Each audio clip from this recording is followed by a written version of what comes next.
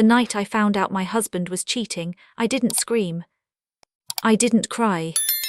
I didn't throw his clothes out the window like women do in movies. I just stood there in the dark hallway, listening to him laugh on the phone with her, using the same soft voice he used when he once promised me forever. And in that moment, something inside me didn't break. It hardened, because I realized two things at once. First, he thought I was weak. Second, he had no idea who his best friend really was. And neither did he know what I was about to do with that knowledge. If you believe betrayal deserves consequences, and you love stories where karma takes its sweet time before striking back, make sure you like this video and subscribe. My name is Emily, and what I'm about to tell you is the story of how I lost everything, only to take it all back in a way my husband never saw coming. When I married Daniel, I truly believed I was one of the lucky ones.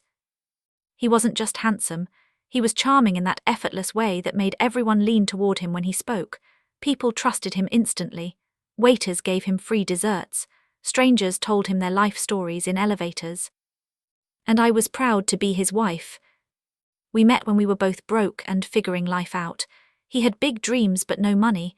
I had stability but no direction. Together we built something that felt solid. Or at least I thought we did. I supported him through everything. When he quit his job to start his company, it was my salary that paid our rent. When he stayed up all night stressed, it was me bringing him coffee and telling him he'd make it. I believed in him before anyone else did. Before the money came. Before the success. Before the attention. Especially before the women. The first change was subtle. He started coming home later, not suspiciously late at first, just later than usual. He smelled different sometimes, not perfume exactly, but like he'd been in rooms filled with strangers. He stopped asking how my day was. Stopped touching me casually. Stopped looking at me like I mattered. At first I blamed stress. His company had finally taken off. Investors, meetings, travel, it all made sense. Until the night everything fell apart. It was a Thursday. I came home early from work because I had a migraine. The house was quiet, lights dimmed, the air cool from the AC. Then I heard his voice. Soft, intimate. Coming from the bedroom. I froze. I miss you too, he whispered, laughing low. She doesn't suspect anything. Emily's predictable. She trusts me completely. My chest tightened so fast it felt like the air had been sucked out of my lungs. I couldn't move. Yeah, he continued. Once the merger goes through, I'll file for divorce. She'll get a settlement, of course, I'm not heartless. He laughed again. Not heartless. The words echoed in my skull. My legs finally moved, but I didn't walk into the room. I couldn't, something primal held me back. Instead, I stood there listening to him plan the end of our marriage like he was scheduling a dentist appointment. When he hung up, I quietly stepped outside and sat in my car. I don't remember how long I stayed there. I just remember staring at the steering wheel while my hands shook. Not crying. Not yet. Because the pain hadn't fully hit. What hit first was something colder. Humiliation. I replayed his words over and over. Predictable. She trusts me. I'll give her a settlement. Like I was a business deal. Like I was disposable. That night I didn't confront him. I acted normal. I kissed him goodnight. And I lay next to him in bed, staring at the ceiling while his breathing slowed into sleep. But I didn't sleep. Because something inside me had shifted permanently. I wasn't thinking like a wife anymore. I was thinking like someone who had just been declared irrelevant. And irrelevant people have nothing left to lose. The next weeks were torture. Pretending. Watching him text with a smile he never gave me anymore. Hearing him talk about work trips while I knew exactly what he was doing. Each lie felt like a tiny cut. But I stayed quiet. Because I needed to understand something first. Why? And how far this betrayal went. The answer came unexpectedly at a charity gala. That night changed everything. Because that was the first time I noticed how Daniel's best friend looked at me. His name was Adrian Cole. And he was nothing like Daniel. Quiet, controlled, observant. The kind of man who rarely spoke, but when he did, everyone listened. He was also a billionaire. And the most powerful person in Daniel's professional world. I'd met Adrian many times over the years, but we'd never had a real conversation. Until that night. I was standing alone near the bar when he approached. "You look like you're somewhere else," he said calmly. His voice wasn't flirtatious. It was perceptive. I forced a polite smile, just tired. He studied me for a moment. Then he said something that made my heart stop. "You know he's cheating, don't you?" The world went silent. My fingers tightened around my glass. I slowly turned to him. He wasn't looking at me with pity. He was looking at me with understanding. Like he knew exactly how much it hurt. And in that moment, I realized something terrifying. Adrian had known. For a long time. Which meant my husband's betrayal wasn't just private. It wasn't just between him and his mistress.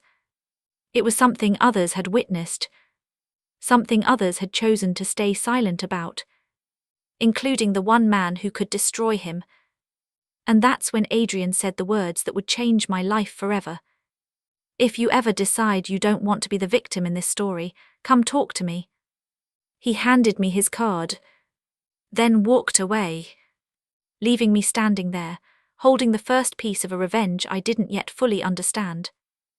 And that night, for the first time since discovering the affair, I smiled.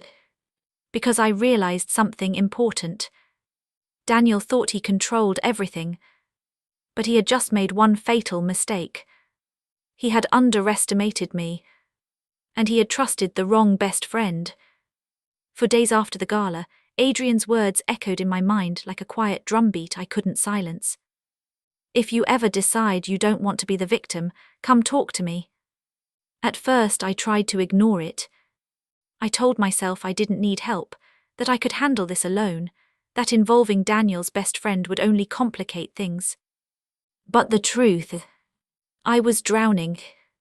Every morning felt heavier than the last. I woke up next to a man who was already emotionally gone. I watched him button his shirt, scroll through his phone, smile at messages that weren't from me. And every single time, it felt like swallowing broken glass. I stopped eating properly. Stopped sleeping. At night, I'd lie awake listening to him breathe beside me. Wondering how someone could look so peaceful after destroying another person so completely. Sometimes I wanted to shake him awake and scream. Other times I wanted to disappear. But mostly I just felt invisible. And that was the worst part. Not the cheating. Not the lies. The feeling that I had become irrelevant in my own life. The breaking point came 2 weeks later. It was a Sunday afternoon. Daniel was in the shower when his phone buzzed on the kitchen counter. Normally I wouldn't touch it. But that day I did. The message preview flashed across the screen. "Last night was perfect. I can't wait until she's out of the picture." My hands trembled as I unlocked the phone. He never changed his passcode. Because he never thought he had to. The messages were brutal. Photos. Plans. Jokes about me. They called me the obstacle. The boring wife. The stepping stone. I felt physically sick reading their words. But then I saw something that made my blood run cold. They weren't just planning an affair. They were planning my exit. Daniel had already spoken to lawyers. Already discussed how to protect his assets. Already mapped out how to make the divorce clean and efficient. Clean. Efficient. Like erasing a mistake. I stood there gripping his phone so tightly my fingers hurt. And for the first time, rage replaced heartbreak. Not loud rage. Not explosive rage. Cold rage. The kind that doesn't scream. The kind that plans. That evening, I called Adrian. His assistant scheduled me for the next morning. When I arrived at his office, I felt like I was stepping into another world. Floor-to-ceiling windows overlooked the city. Everything was sleek, quiet, controlled. Just like him. Adrian greeted me personally. He didn't ask how I was. Didn't offer sympathy. He simply gestured for me to sit. And waited. That silence broke me more than kindness would have. Because he was giving me space to choose honesty. I exhaled shakily. I know everything, I said. He nodded once. I figured you would. I swallowed. Why didn't you tell me sooner? His gaze didn't waver. Because people rarely listen before they're ready. The truth of that hit hard. He wasn't wrong. If someone had told me months ago, I would have defended Daniel. I would have refused to believe it. Adrian leaned back slightly. So, he said calmly, what do you want, Emily? I blinked. What do you mean? I mean, he replied, voice steady, do you want closure or do you want justice? My heartbeat sped up. Because those were two very different paths. Closure meant leaving quietly. Taking whatever settlement Daniel offered. Trying to rebuild. Justice meant something else entirely. It meant consequences. Real ones. I hesitated. Can I ask you something first? I said softly. Of course. Why do you care? For the first time, something flickered in his expression. Not pity. Not anger.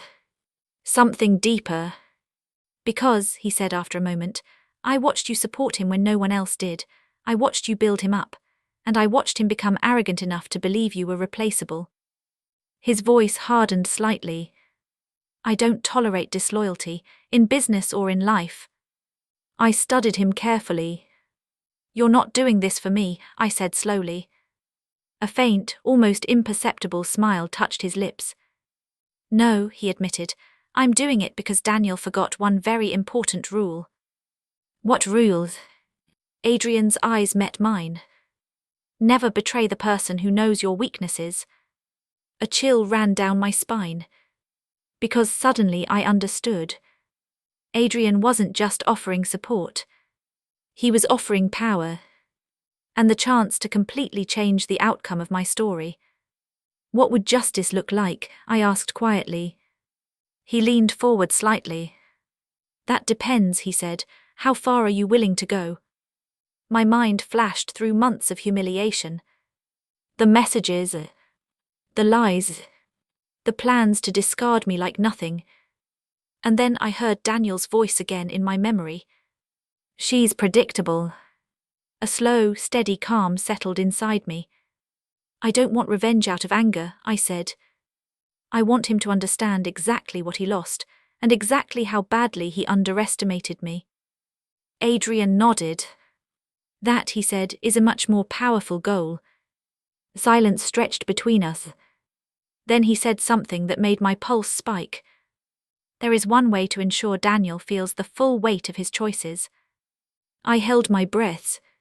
He met my eyes steadily. Marry me. The words landed like a thunderclap. I stared at him. You're joking. I don't joke about strategic decisions, he replied calmly. This would accomplish several things at once. It would legally separate you from his influence. It would secure your financial independence. And he paused. It would ensure he never recovers professionally. My heart pounded. This wasn't just revenge. This was nuclear. You don't even love me, I whispered. His answer came quietly. Love isn't required for respect. The room felt suddenly too small. Too intense. Why me? I asked again. This time his voice softened.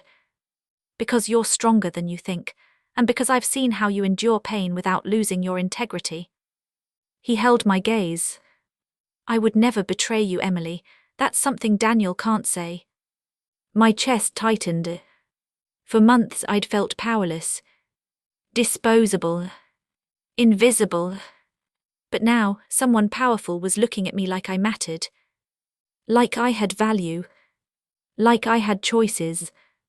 And the most shocking part, for the first time since discovering the affair, I felt in control. I didn't answer him that day.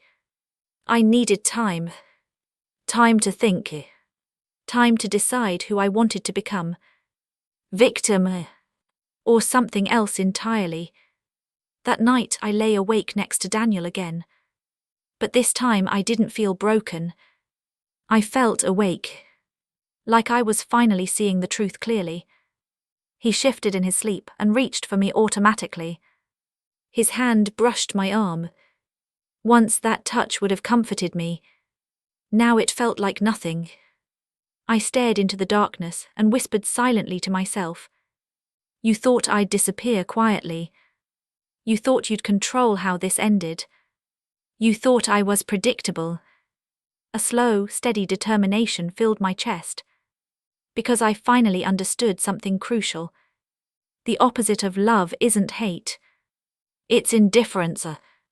And Daniel was about to learn exactly what that felt like. 2 days later, I walked back into Adrian's office. He looked up as I entered. He didn't ask why I'd come. He already knew. I stood in front of his desk, my heart beating steadily. And I said the words that would change everything. Yes. He nodded once. Calm, certain. Like he'd expected nothing else. Then we begin immediately, he said. Because once this starts, there's no turning back. A strange, thrilling calm settled over me. For the first time in months, I wasn't afraid anymore. Because I knew something Daniel didn't. His world was about to collapse. And he would never see it coming. The moment I said yes, my life split into 2 parallel worlds. One was the world Daniel saw. The quiet wife, the predictable one, the woman he believed was still blind, still trusting, still exactly where he had left her. The other world was the one where I was no longer powerless. And Adrian was the architect of everything that came next. The first rule he gave me was simple. Act exactly the same, he said. No confrontations, no emotional outbursts, no hints that you know anything. I nodded. That part was easy. Because by then, my feelings toward Daniel had already changed. I wasn't heartbroken anymore. I was detached. Watching him now felt like observing a stranger. Every lie he told, every fake smile, every casual "I love you" sounded hollow, like an actor reading lines from a script he no longer believed in. And once you see someone clearly like that, you can never unsee it. The second rule was harder. You must become stronger, Adrian said. Emotionally, financially, mentally. Not for revenge, but because after this you'll need to stand on your own. He wasn't interested in turning me into someone dependent on him. He wanted me independent, capable, unbreakable. For weeks he worked with me quietly. He connected me to financial advisors who helped me understand Daniel's company structure. He showed me how much of the business foundation had actually been built during the years I supported him. And the truth shocked me. Without realizing it, I had played a crucial role in his success. I'd signed early loan guarantees, helped secure initial investor meetings through my contacts, managed logistics when he couldn't afford staff. Legally, I wasn't as powerless as Daniel believed. Not even close. When Adrian explained this, something inside me shifted. Do you understand now? He asked. You were never weak, Emily. You were simply unaware of your power. Those words stayed with me. Because they changed how I saw myself. I wasn't being rescued. I was reclaiming what had always been mine. But the emotional struggle didn't disappear overnight. Living with Daniel during this period was surreal. Sometimes he acted almost affectionate, especially when he thought he needed to keep me calm. One evening he brought home flowers. "I know I've been busy," he said, kissing my cheek, "but everything I'm doing is for us." For us. The irony almost made me laugh. I forced a soft smile. "I know," I said quietly. Inside I felt nothing. And that emptiness terrified me at first. Because I realized something important. Love doesn't fade dramatically. It fades slowly. Silently. Until one day it's simply gone. Meanwhile, Adrian and I grew closer. Not romantically at first, but through trust. Long conversations. Strategy meetings that stretched late into the night. He never pushed boundaries. Never tried to manipulate my emotions. Instead, he respected them. And that respect did something unexpected. It made me feel safe. One night, after hours of reviewing documents, I asked him quietly, "Why didn't you stop him earlier?" Adrian didn't answer immediately. Then he said, "Because people reveal their true character when they think they're untouchable." His eyes were steady. Daniel needed to believe he had complete control. Otherwise, he would have been more careful, and you would never have seen who he truly was. I absorbed that, and realized he was right. If Daniel had hidden his betrayal better, I might still be living in a lie. Sometimes truth only comes when someone gets careless enough to expose it. The most dangerous moment came 2 months into our planning. Daniel almost found out. It happened late one night. I was reviewing financial statements on my laptop when he walked into the room unexpectedly. "What are you doing?" he asked casually. My heart slammed against my ribs. I closed the screen quickly. "Just looking at our taxes," I said. He frowned slightly. "You never handle that." I forced a light laugh. "Maybe I should start, you're always so busy." He studied me for a moment. Suspicion flickered in his eyes. For a split second, I thought everything was about to collapse. Then he shrugged. "Good idea," he said, turning away. But that moment shook me deeply. Because I realized how fragile the entire plan was. One mistake. One wrong move. And everything could unravel. When I told Adrian what happened, he remained calm. "That fear you felt," he said, "that's the same fear Daniel will feel when everything collapses." I swallowed. Will it really hurt him that much? Adrian's gaze hardened slightly. "Yes." And then he said something chilling. "Because Daniel's greatest weakness isn't losing money. It's losing status, losing control, losing the image of being superior." He leaned back slightly. "And we are going to take all of that." As the months passed, the final phase approached. The marriage proposal between Adrian and me would not be secret forever. But the timing had to be perfect. Daniel needed to believe he was still winning. Still untouchable. Still holding all the power. So we waited. Patiently. Until the moment he made his biggest mistake. That mistake came when Daniel officially filed for divorce. He did it coldly. Efficiently. Like he had planned all along. He handed me the documents one evening without even sitting down. "This is the best solution for both of us," he said calmly. "There's a generous settlement included." His tone was almost polite. Like he expected gratitude. I looked at him quietly. "Was she worth it?" I asked. He hesitated for a second. Then he sighed. "It's not about that, Emily. We just grew apart." Grew apart. The lie was almost insulting. But I didn't argue. I simply nodded, signed the preliminary acknowledgement, and handed the papers back. He looked relieved. Smug even. Because he believed everything was unfolding exactly as he planned. That night he went out to celebrate. Probably with her. I stood alone in the silent house. And for a moment, the weight of everything hit me. Years of love, Years of loyalty. All ending like this. Tears came unexpectedly. Quiet. Heavy. Not for him, but for the version of myself who had believed in forever. After a long time, I wiped my face, picked up my phone, and called Adrian. "It's time," I said. There was a pause. Then his calm voice answered, "Yes." 2 weeks later, the news broke. Not quietly, not subtly, but like an explosion that shook Daniel's entire world.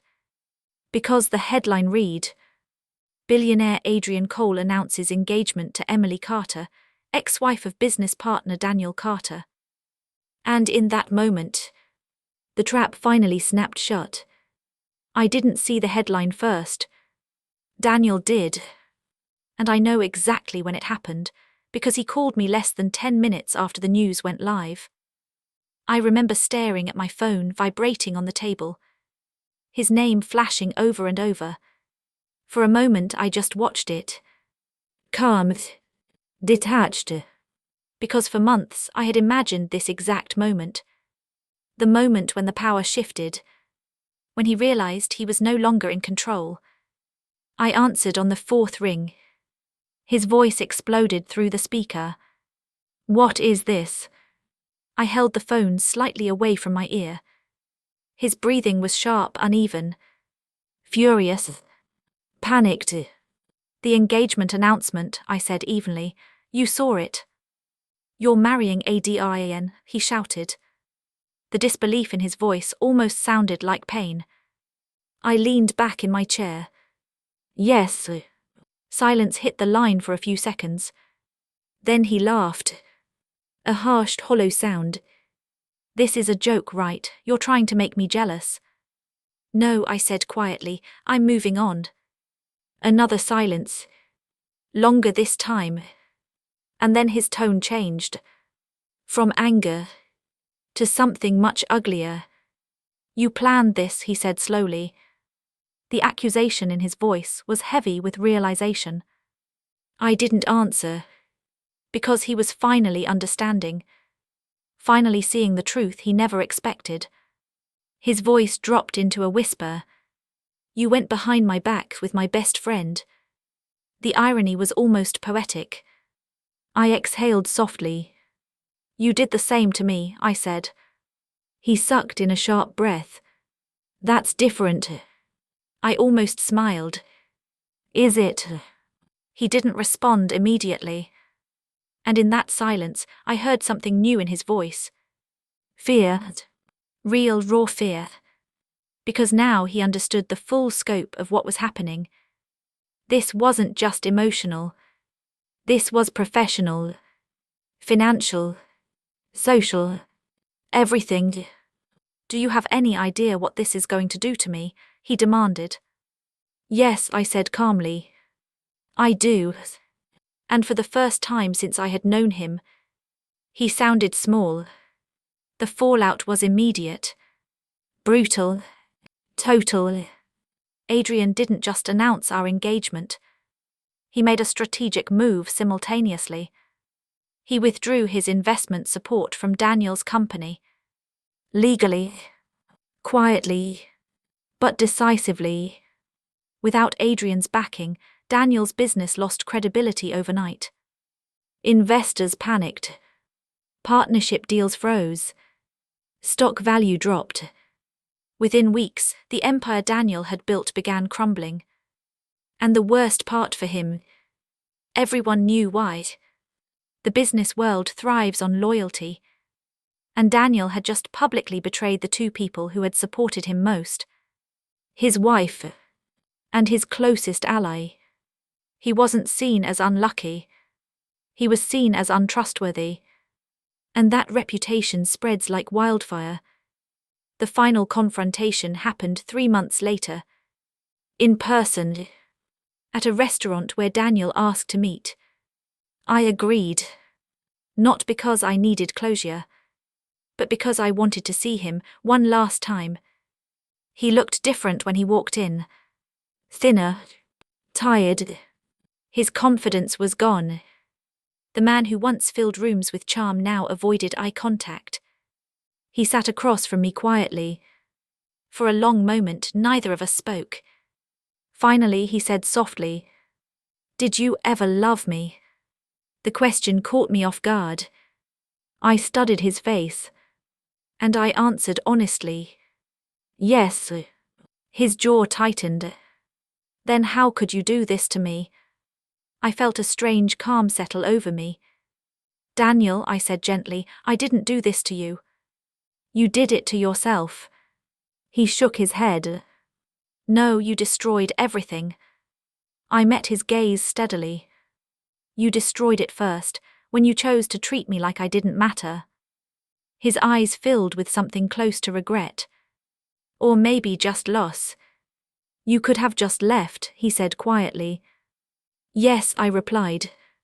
"I could have." Then I leaned forward slightly. "But you didn't just cheat on me. You humiliated me. You planned to erase me. You called me predictable, like I was nothing." His face paled. Because he remembered. He remembered those words. And he finally understood their cost. Tears filled his eyes. "I never thought you'd fight back," he whispered. I sat back slowly. "That was your biggest mistake." As I left the restaurant that day, I didn't feel triumphant. I didn't feel angry. I felt free. Because revenge isn't always loud. Sometimes it's quiet. It's the moment when the person who hurt you realizes they no longer have any power over you at all. Years later, people still ask me if I regret anything. If marrying Adrian was truly about love. Or just revenge. And my answer is always simple. At first, it was about reclaiming my dignity. About proving to myself that I wasn't weak. But over time, something unexpected happened. Adrian never tried to control me. Never dismissed my voice. Never made me feel small. He treated me as an equal. And slowly, respect turned into trust. Trust turned into partnership. And partnership turned into something much deeper. Not the naive love I once had, but something stronger, steadier, unbreakable. And Daniel, he eventually rebuilt a smaller life. But he never regained his former influence. Because once people see your true character, they never forget. So if there's one thing my story proves, it's this. The worst thing you can do to someone who truly loved you is to underestimate them. Because betrayal doesn't just break people. Sometimes it creates the strongest version of them. If this story kept you hooked, don't forget to like, subscribe, and share your thoughts in the comments. And tell me, do you believe karma always comes back around? Or do you think sometimes we have to deliver it ourselves?